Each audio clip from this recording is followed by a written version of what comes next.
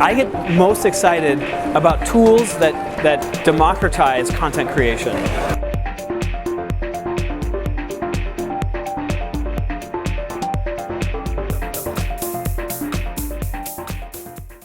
My name is Wyatt Jenkins. I'm the head of product development at Shutterstock, and yeah, I like to build things. I was a DJ for a long time, 15 years or so. Most of my traveling DJ years were in the 90s and early 2000s. So I learned a lot about how to please audiences in different parts of the world and how to start a record label and all that kind of stuff. And then in 2003, I helped my friends launch Beatport.com and was an early member there. So I saw Beatport through the launch all the way to 2009. So 6 years of incredible growth and a lot of fun. Opening an office in Berlin, I learned a lot in growing that business. And then in 2009, I left Beatport to join Shutterstock. Insight Venture Capital was an investor in both Beatport and Shutterstock. So when I left Beatport, Insight was like, hey, you should check out this other marketplace, Shutterstock. You know, John Oranger's the founder, you should meet him. I met John, I loved the business. And in 2009, I joined Shutterstock. And now it's been 5 years at Shutterstock. I feel like I've done what I needed to do in electronic music. Between the DJing career and launching Beatport and growing that business, I feel very good about what I've done professionally in electronic music.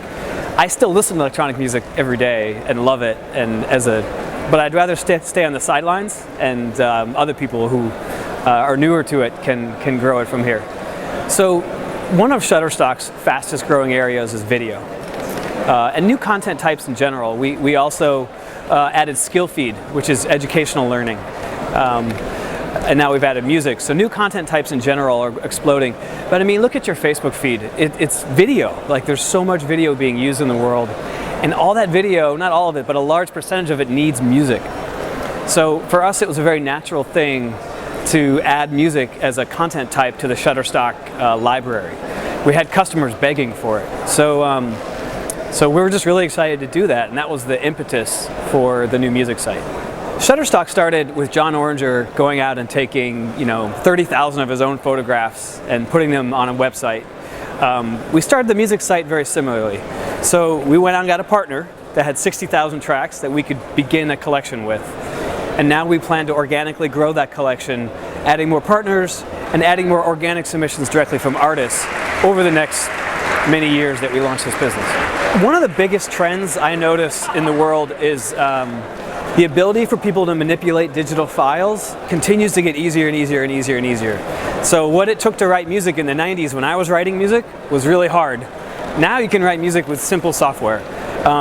Doing photography was really hard. Now your iPhone has a pretty darn good camera on it. And the same goes for e-learning and a lot of other forms of digital shareable content. It's going to get a lot easier. So I get most excited about tools that democratize content creation. We have a tool like that. We actually have this cool new prototype called Streamline. And this prototype, it's actually not, this is not marketed yet, so you're getting a bit of a preview. But if you go to shutterstock.com/labs/streamline, you can see this prototype. What it allows you to do is combine our music and combine our video assets into one experience so that you can try things out before you even buy the assets. And basically what we're doing is we're helping democratize the way people create content, the way they match up, imagery and video and music. And these type of tools get me really excited. We just surpassed 2 million videos. That's one of my favorite stats. Videos are big files. We've got 4K video in there now. It's really, really impressive. Total, we're over 40 million assets in our library, which is incredible. We plan to grow our music collection quite a bit over the next year as well. So we're also doing 4 downloads a second at this point. So the sheer amount of activity that's happening in this library is incredible. The numbers are really interesting.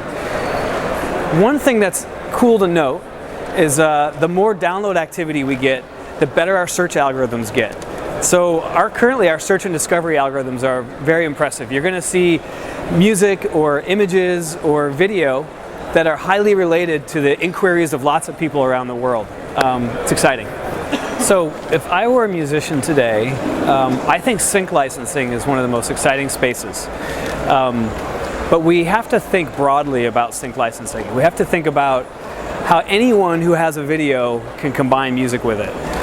Currently, the licensing from a customer perspective is still pretty complicated. There's a lot of people that are trying to get a piece of that. And the more that when I say we, I mean people who make music, which is no longer me. The more musicians understand that making it easy for customers to license their music is good for the business in general, the better. So, for example, with our music collection, we wanted to have a simple license for digital. So if you have a digital project, something on YouTube, something like that, we have a wonderful license. It's very simple for customers. It's just $49 for the basic license. That's an introductory price. We're going to raise it. But the more we can make music accessible in this way, the fatter the market's going to grow. And that's good for everybody. At the end of the day, we're trying to make a new revenue stream for musicians, and that's why we launched this music site. I don't have an opinion on YouTube and its growth per se, because it's not our business. What I do recognize about YouTube is that it's not being monetized as well as it could be. And that's another reason why we think our music collection is really interesting, because there is a lot of video on there that needs music, and that music that needs a license to it, more so than getting licensed today. So what that means to me is there's money out there to be made for musicians if we just take advantage of it, and we keep a good eye out on what video's there and what music's getting synced to it. And that's the license we offer. Today, if a musician wanted to add their collection to Shutterstock, they would need to go through Rumblefish. In the near future, we're developing ways for musicians to add their music directly to Shutterstock. So that's coming soon.